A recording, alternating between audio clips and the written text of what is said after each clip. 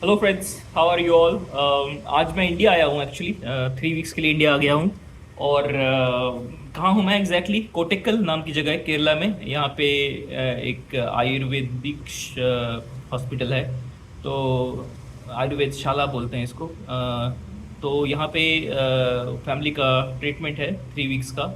तो मैं भी आया हूँ, कंपनी कर रहा हूँ। शायद मैं भी कुछ एक दो चीज़ें करा लूँ। अच्छी जगह है। ओके, आज दो टॉपिक्स पे बात करेंगे। दो कंपनी, V2 रिटेल और नेटवेब टेक्नोलॉजी। तो V2 रिटेल पहले डिस्कस करते हैं। उनका बिजनेस अपडेट आया कल रात।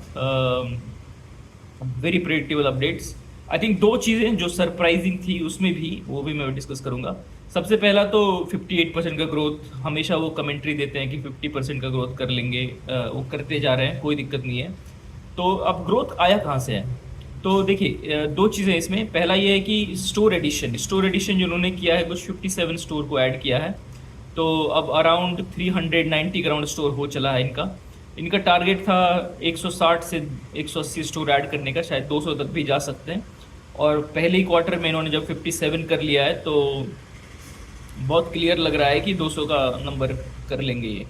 तो अमेजिंग एग्जीक्यूशन, कोई डाउट नहीं है। अच्छा, सेम स्टोर सेल्स ग्रोथ थोड़ा सा डिसअपॉइंटिंग था, ज़रा सा, बहुत ज़्यादा नहीं।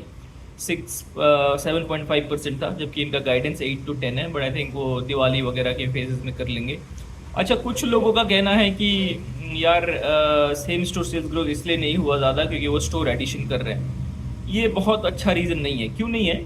क्योंकि सेम स्टोर सेल्स ग्रोथ ये होता है कि जो स्टोर ऑलरेडी 12 महीना से है एग्जिस्टिंग, उनकी बातें होती है। नए स्टोर का इसमें कोई इम्पैक्ट नहीं पड़ता। हाँ, छोटा सा इम्पैक्ट पड़ता है। वो ये है कि लेट्स से एक स्टोर है, अब उसी की विसिनिटी में 4 किलोमीटर दूर कोई एक नया स्टोर खुल गया। आपका जितना आप स्टोर खोलोगे उतना ऑब्वियसली वो होता रहेगा ना, कि एक ही एरिया में बहुत सारे स्टोर हो सकते हैं। तो वो कैनिबलाइजेशन हो सकता है, बट वो होना नहीं चाहिए। आइडिया इज कि सेम स्टोर सेल्स ग्रोथ बढ़ते रहना चाहिए, बट इतना भी खराब नहीं है same store sales growth. I think अगर थोड़ा भी ये लो पॉइंट है, लेकिन वो स्टोर एडिशन जो है उसको कवर कर देता है। स्टोर एडिशन बहुत ज़बरदस्त रहे। अच्छा, अगेन इनका इकोनॉमिक्स मैं आपको फिर से समझा दूं। हमेशा से याद रखना आप लोग कि ये 500 से 550 पर स्क्वायर फीट सेल्स में ये ब्रेक इवन कर जाते हैं। इन्होंने 886 किया है, ठीक है। तो 550, 886 माइनस 550, 336। 336 पर स्क्वायर फीट रेवेन्यू जो है वो एबिटा ब्रेक इवन के बाद है। तो आप इसका 30% ग्रॉस मार्जिन पकड़ोगे तो 100 रुपये पर स्क्वायर फीट ग्रॉस मार्जिन बनता है इनका, ठीक है, जो ग्रॉस प्रॉफिट बनता है। और आप जोड़ लो 3 महीने, 300 रुपये का ग्रॉस प्रॉफिट बनता है। और ये जो ग्रॉस प्रॉफिट है वो फिर आप 40 लाख इनका जो वो है उससे कंपेयर करोगे। 40 लाख का जो एरिया बना चुका है वो लोग, तो अराउंड 120 करोड़ का बनता है। बट ऑब्वियसली इसमें क्या होता है, 120 करोड़ का एबिटा जो प्री इंड एएस में है वो जो मैटर करता है। इंड एएस तो पूरा ख़राब कर चुका है इक्वेशन को, बट असली इकोनॉमिक्स यही है, 120 करोड़ का एबिटा। बट चलो इसमें 10-12 करोड़ हटा दो, क्योंकि कुछ स्टोर ऐसे भी होंगे जो एक महीना चला भी नहीं होगा। तो अगेन बहुत ही ज़बरदस्त परफॉर्मेंस रहा है, कोई डाउट नहीं। एग्जीक्यूशन कमाल का है। तो मैं क्या कर रहा हूँ, मैं ऑब्वियसली कंटिन्यू करूँगा, होल्ड करूँगा। और अगर मार्केट थोड़ा नीजक रिएक्शन देता है, जैसे कि अभी आज 1.5% डाउन था, अगर ये 5-6% और सस्ता मुझे मिलता है तो मैं थोड़ा ऐड भी करूँगा। मैं इतना कॉन्फिडेंट हूँ इस बिज़नेस पे। कंपेयर करते हैं बाकी लोगों से, जैसे वी मार्ट का रिजल्ट भी आया। वी मार्ट का ग्रोथ थोड़ा बेटर है। सेम स्टोर सेल्स ग्रोथ 8% है।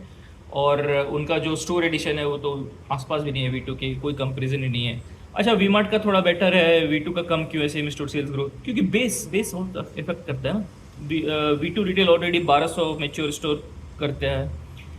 We Mart I think number भी नहीं दिया अपना कि पर स्क्वायर फीट सेल्स कितना करता है, बट V2 रिटेल से काफ़ी कम है। सेम क्वालिटी बिजनेस नहीं है, ये डिफरेंट है।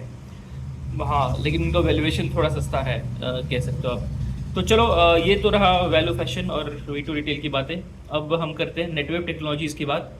नेटवेब ने अपना QIP अनाउंस किया और बोर्ड का मीटिंग हुआ और सब कुछ डिसीजन लिया गया।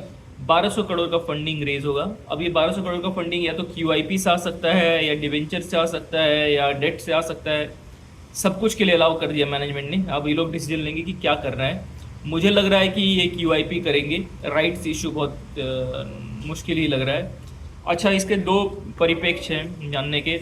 बुरा ये होता है, मार्केट गिरा भी था 10%, बुरा ये होता है कि आप डाइल्यूट कर रहे हो बेसिकली। तो 25,000 करोड़ का मार्केट कैप है, 1200 का आप रेज कर दोगे तो इन अ वे आप 5% तो डाइल्यूशन कर दिए। तो अगर आपका शेयर अभी लेट्स से आपका अगर स्टेक 1% है V2 रियल में, तो 0.95% ही रह जाएगा। तो ये किसी भी शेयर होल्डर की बुराई होता है। बट इसमें पॉजिटिव क्या हो सकता है? एक्चुअली पॉजिटिव है। पॉजिटिव ये है कि कुछ तो ये लोग देख रहे होंगे जिसके कारण इनको कैश चाहिए होता है। आई थिंक वो स्ट्रैटेजिक ऑर्डर जो आया होगा उसका पहले मैनेजमेंट ने बोला था कि ज़रूरत नहीं है QIP वगैरह करने का, लेकिन अब ये अगर कर रहे हैं तो इनको ऐसा तो कुछ विजिबिलिटी है जो शायद वो नेक्स्ट कॉन कॉल में बताएंगे क्यों क्यों कर रहे हैं ये। कई बार ये होता है, वर्स्ट के सिनेरियो होते हैं, बोलेंगे कि बैलेंस शीट को स्ट्रेंथन करने के लिए कर रहे हैं, ठीक है, वो भी एक अच्छी चीज़ है। और बेस्ट के सिनेरियो ये हो सकता है कि उनको दिख रहा है बड़े ऑर्डर्स आते हुए नेक्स्ट 3 से 6 महीने में, जो ऑब्वियसली वो रिलीज़ नहीं कर सकते अभी क्योंकि कंफर्म नहीं होगा। अगर ये हुआ तो बहुत बड़ा अपसाइड मिल सकता है नेटवर्क को। तो मैं पॉजिटिव रहूँगा इस मैटर पे। तो ये रहा मेरा एनालिसिस इन दो मेरी कंपनीज़ पे।